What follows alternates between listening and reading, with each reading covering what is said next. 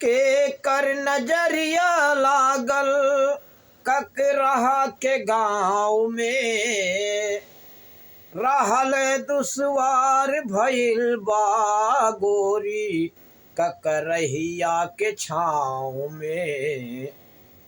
ओके कर नजरिया लागल ककरहा के गाँव में, अरे रहल दुश्वार भइल बा गोरी ककरहिया के छाँव में।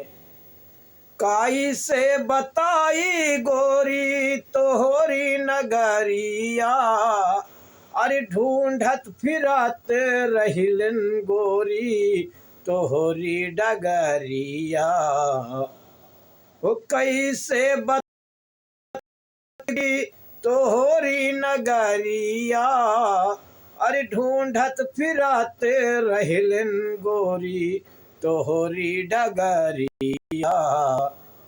ओके कर नजरिया लागल ककरहा के गाँव में, अरे रहल दुश्वार भइल बा गोरी ककरहिया के छाँव में।